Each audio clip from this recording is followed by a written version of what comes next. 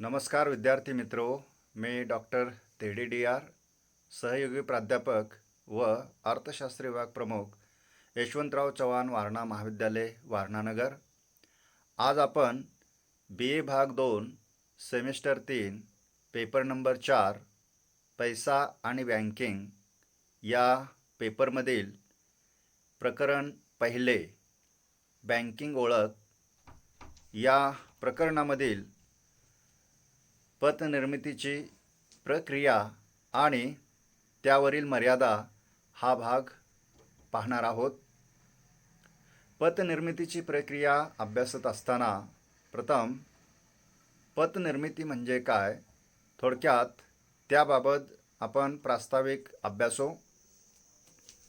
ठेवीतून कर्जे आणि कर्जातून ठेवी अशा प्रकारचं कार्य बँकांचे चालत असते व त्यामधून पतनिर्मिती होत असते। न्यूलन यांच्या मते पतनिर्मिती म्हणजे व्यापारी बँकांची अशी क्षमता की जी त्यांच्या कर्ज देण्याच्या प्रक्रियेतून किंवा रोख्यांच्या गुंतवणुकीतून दुय्यम ठेवींचा विस्तार करणे होय। थोडक्यात पतनिर्मिती खऱ्या अर्थाने ठेवीतून होत असते।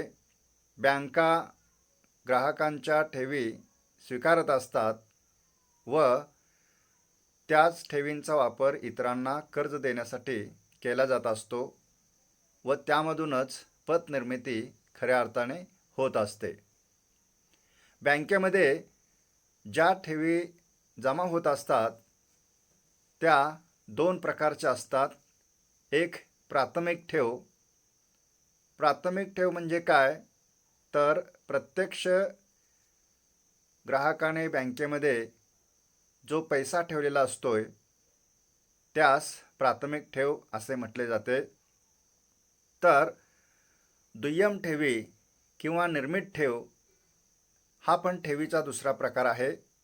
दुय्यम ठेव किंवा निर्मित ठेव म्हणजे अशा ठेवी की इतरांना कर्ज दिल्यानंतर ते कर्जाचे पैसे रोख स्वरूपात न ठेवता दुसऱ्यांना चेक किंवा निर्मित ठेव असे म्हणतो। बँका पतनिर्मिती मोठ्या प्रमाणात करत असतात, परंतु या पतनिर्मितीला काही आधार आहेत।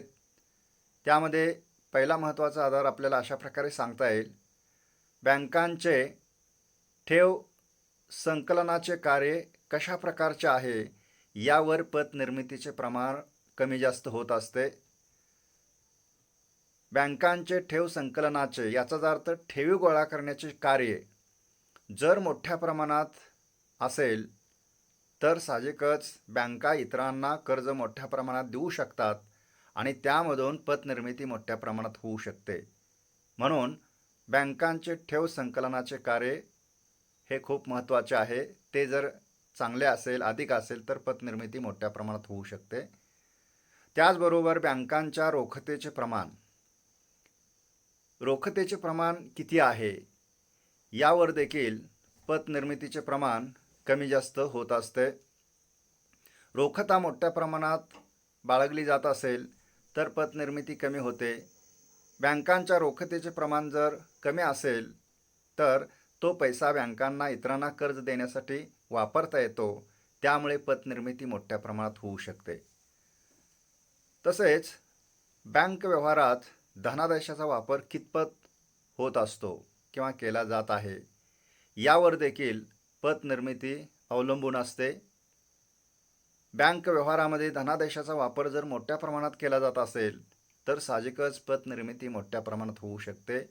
याउलट बँक व्यवहारात धनादेशाचा वापर जर कमी केला जात असेल तर पतनिर्मिती कमी होत असते। त्यानंतर धनादेशाच्या समाशोधनाची सुविधा कितपत उपलब्ध आहेत हे पण महत्त्वाचं आहे।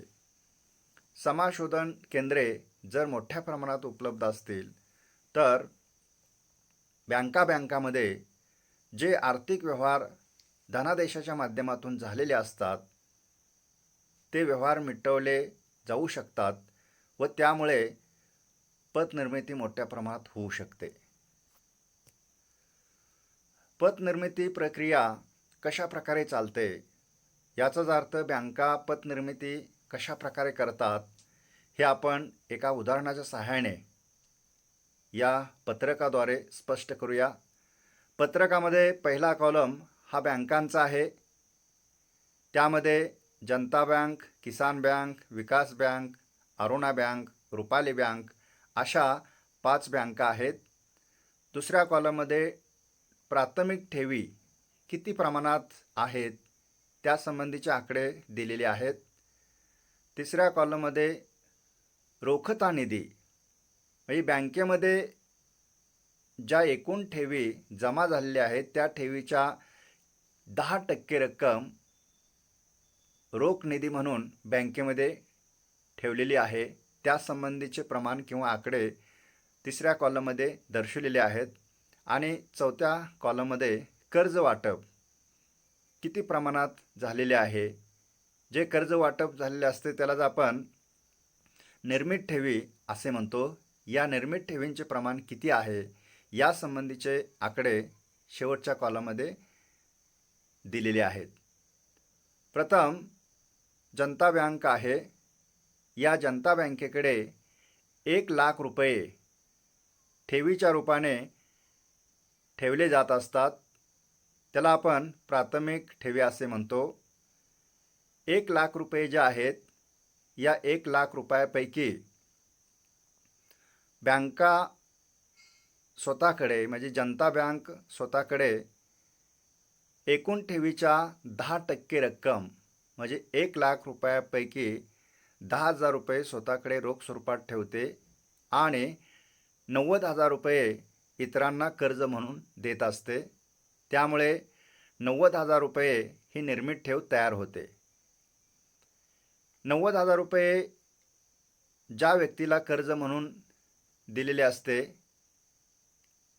धनादेशाच्या आधारे, तो धनादेश ती व्यक्ती किसान बँकेमध्ये देत असते. त्यामुळे किसान बँकेत पुन्हा 90,000 रुपयाच्या ठेवी जमा होतात. त्याला आपण प्राथमिक ठेव असे म्हणतो. किसान बँक पुन्हा एकूण ठेवीच्या 90,000 रुपयापैकी 10%, 90,000च्या 10% म्हणजेच 9,000 रुपये रोख निधी म्हणून स्वतःकडे ठेवते आणि 81,000 रुपये इतरांना कर्ज देत असते. 81,000 रुपये म्हणजेच निर्मित ठेव आहे. तितक्या रकमेचे कर्जाचे वाटप किसान बँकेने केलेले असते. ज्या व्यक्तीला 81,000 रुपये किसान बँकेने कर्ज चेकच्या माध्यमातून दिलेले असते, ती व्यक्ती तो चेक पुन्हा विकास बँकेमध्ये जमा करतो. त्यामुळे 81,000 रुपये विकास बँकेमध्ये प्राथमिक ठेवीच्या रूपाने जमा होतात. विकास बँक देखील आपल्या अनुभवावरून एकूण रकमेच्या म्हणजे 81,000 रुपयापैकी 10% रक्कम अर्थात 8,100 रुपये स्वतःकडे ठेवते आणि 72,900 रुपये इतरांना कर्ज म्हणून देत असते. ज्या व्यक्तीला 72,900 रुपये विकास बँकेने कर्ज दिलेले असते, ती व्यक्ती पुन्हा तो चेक तितक्या रकमेचा अरुणा बँकेमध्ये जमा करते. त्यामुळे अरुणा बँकेमध्ये 72,900 रुपयाच्या प्राथमिक ठेवी जमा होतात. अरुणा बँक देखील एकूण ठेवीच्या 10% रक्कम म्हणजे 7,290 रुपये स्वतःकडे रोख निधी म्हणून ठेवते आणि 65,610 रुपये इतरांना कर्ज म्हणून देते. ज्या व्यक्तीला 65,610 रुपये अरुणा बँकेने कर्ज म्हणून दिलेले असते चेकच्या सहाय्याने, ती व्यक्ती तो चेक पुन्हा रुपाली बँकेमध्ये भरतो, त्यामुळे रुपाली बँकेमध्ये 65,610 रुपयाच्या प्राथमिक ठेवी जमा होतात व रुपाली बँक एकूण रकमेच्या किंवा प्राथमिक ठेवीच्या 10% रक्कम स्वतःकडे ठेवते. म्हणजेच प्राथमिक ठेवी 65,610 रुपये आहेत. त्याच्या 10% म्हणजेच 6,561 रुपये स्वतःकडे रोख निधी म्हणून रुपाली बँक ठेवते आणि 49,039 रुपये इतरांना कर्ज देते.